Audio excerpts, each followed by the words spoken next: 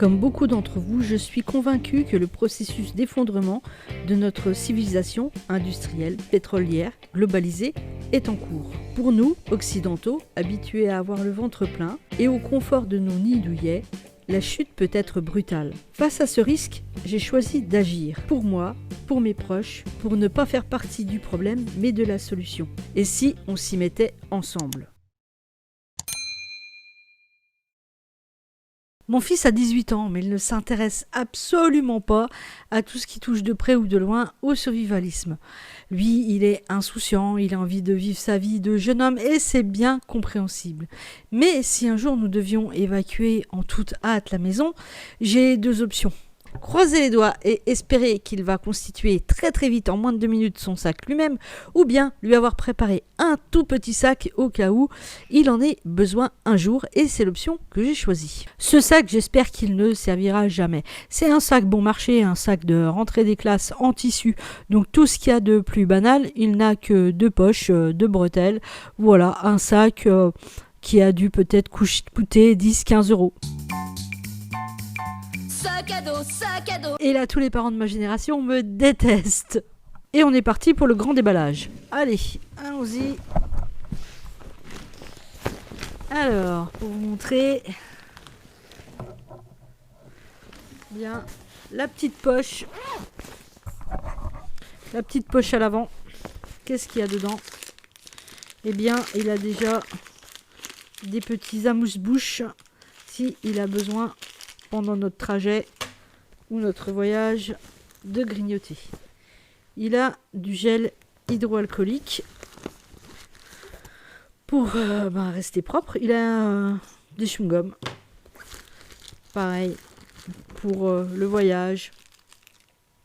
Un paquet de mouchoirs en papier qui peut aussi servir éventuellement de papier toilette selon les circonstances. Donc de quoi se sustenter, ne pas trop déprimer, avoir un petit peu de sucre. Voilà sur la poche de devant qui reste, il reste encore de la place, donc il va lui pouvoir rajouter peut-être téléphone, accessoires, parce que l'idée c'est quand même de préparer la base et que lui puisse le remplir au fur et à mesure. Ensuite, dans la grande poche principale, une des choses importantes, une gourde qu'il faudrait qu'il remplisse d'eau au moment du départ, et on pourra peut-être même rajouter éventuellement une bouteille d'eau. Je lui ai préparé aussi dans ce gant de toilette un petit kit d'hygiène avec du dentifrice, un rasoir, une brosse à dents, une petite paire de ciseaux et puis du savon.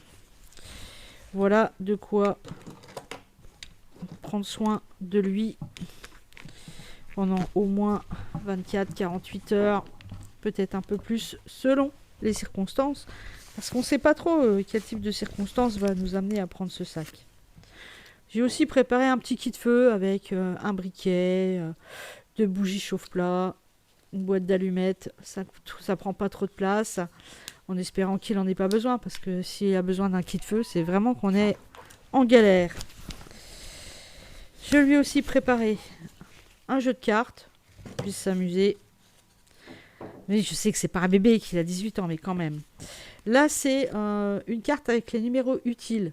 Alors, il connaît bien sûr, j'ose espérer, les numéros d'urgence, mais à l'intérieur, il y a surtout les numéros de téléphone de tous nos proches qu'il pourrait éventuellement contacter si jamais nous arrivions à être séparés pendant notre évacuation.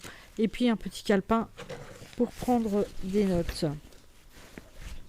J'ai pris une paire de gants en laine.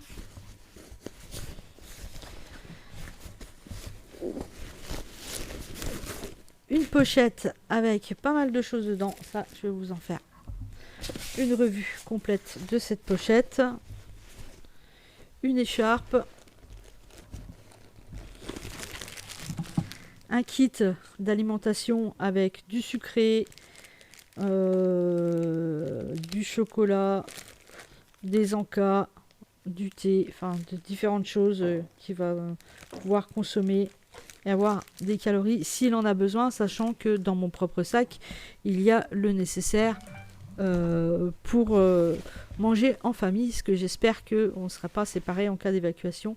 Et puis je vais me rajouter un petit bandana aussi. Dans cette poche, il va lui aussi pouvoir rajouter des vêtements, des sous-vêtements notamment. Et puis il y aurait encore la place pour mettre un duvet que je n'ai pas mis pour le moment dedans. Il sait où se trouve ce sac, hein. Il est dans notre chambre, il sait que ce sac existe, il sait ce qu'il y a dedans. Simplement lui, il se dit que ce genre de choses est peut-être superflu, et peut-être a-t-il raison. Ah, peut-être a-t-il raison que c'est totalement superflu. Voyons donc cette fameuse pochette de secours. Je vais remettre la caméra correctement pour que vous puissiez bien la voir. Alors dans cette pochette, j'ai prévu plein de petits items qui pourront peut-être l'aider dans certaines situations. Bon, notamment si on est séparés, mais pas uniquement, hein, pour lui permettre aussi, lui, d'avoir une certaine autonomie dans des circonstances qu'on ne connaît pas trop. Là, ça, c'est un multitool. Donc voilà, j'ai mis un multitool. Donc c'est un multitool bon marché qui vient de chez Intermarché, je crois. Ou Carrefour, je sais plus, voilà. Avec pince, tout ce qu'il y a sur un multitool habituellement. Il est assez lourd. Voilà. Donc dans cette pochette, on va retrouver aussi un stick à lèvres en cas de gerçure, mais aussi de petites blessures qui peut servir. Il a un stylo type marqueur, un stylo type bic, qui peuvent aussi servir de paille si on retire l'encre qu'il y a à l'intérieur. Une petite lampe de poche qui marche à pile. Là, c'est un couteau. Ah, les amateurs de Pinel vont bien aimer. C'est un numéro 8, il me semble, avec en chêne. Bois de chêne. Voilà, une belle petite lame. Il n'est pas amateur de couteau, mon fils. Donc, voilà, il sait même pas que c'est un beau couteau, ça, avec un manche de chêne.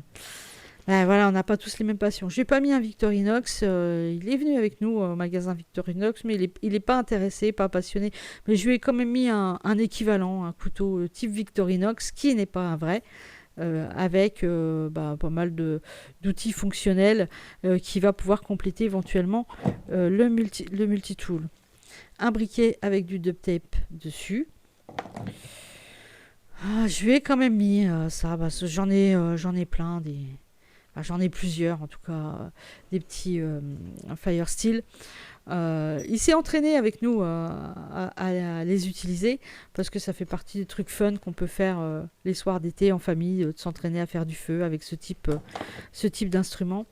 Là, c'est de la lumière. Il suffit de casser de casser le stick pour que ça fasse quelque chose de luminescent. Donc ça peut être utile la nuit à mettre sur le sac à dos notamment, hein, pour qu'on puisse le voir si on est à pied et puis tu dois circuler à pied. Bon, il sera au moins visible avec ça. Ça, c'est un adaptateur, enfin un chargeur, ce qui va permettre de charger notamment ceci. C'est une lampe torche qui s'alimente par USB et qui est bonne. Oui, qui est bonne à recharger. La clé USB, elle est ici. Moi, je suis pas trop fan des lampes à USB. Je préfère les lampes à pile. Mais bon, j'en ai quelques-unes. Voilà, donc ça se recharge comme ça ici.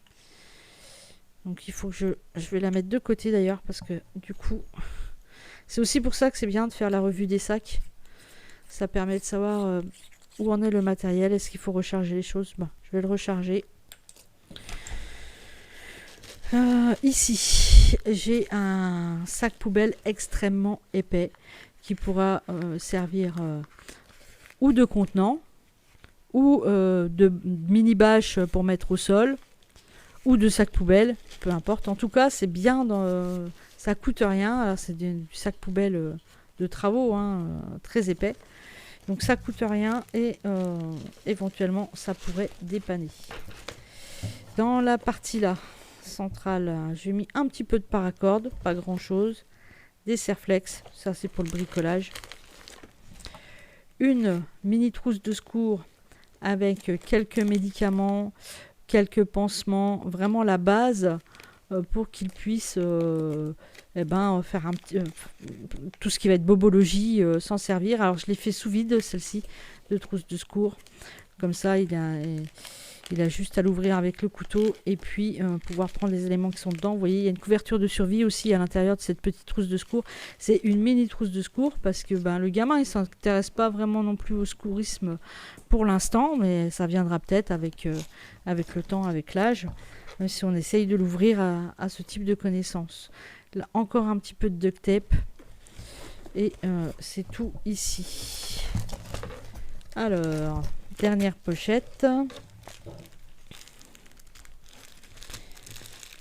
Hop, je fais tout en direct avec vous. Ça, c'est de la micro-pure. Donc voilà, il y en a 25 tablettes, je crois, là. Peut-être moins, je sais plus. En tout cas, voilà, il a de la micro-pure. Donc si jamais il a besoin de mettre de l'eau dans sa gourde et qu'il ne connaît pas trop la qualité de l'eau, il va pouvoir la purifier avec de la micro-pure. Des écouteurs pour son téléphone éventuellement, et puis un masque FFP2 qui est aussi ici. Et voilà, c'est tout ce qu'il y a dans le sac d'évacuation de mon fils. Évidemment, je pourrais encore rajouter beaucoup de choses, mais ce que j'ai fait là, c'est une base pour lui. Je pense qu'avec cette base-là, il peut déjà se sortir de pas mal de situations, et j'espère bien qu'un jour, il va peut-être lui-même constituer son propre sac et qui va se servir des items qui sont déjà à l'intérieur. Bon, mon garçon, moi, il est grand, donc je dois pas non plus tout penser, tout mâcher, et puis ça se trouve, il ne servira pas du tout de ce sac-là, il peut me surprendre aussi dans une situation d'urgence et constituer son propre sac très très très rapidement. Dites-moi, vous, si vous êtes parent, si vous pensez au sac d'évacuation de vos enfants, comment vous le concevez? Qu'est-ce que vous allez mettre dedans? Est-ce que c'est une question aussi qui vous intéresse? N'hésitez pas. La partie commentaire, c'est fait pour ça.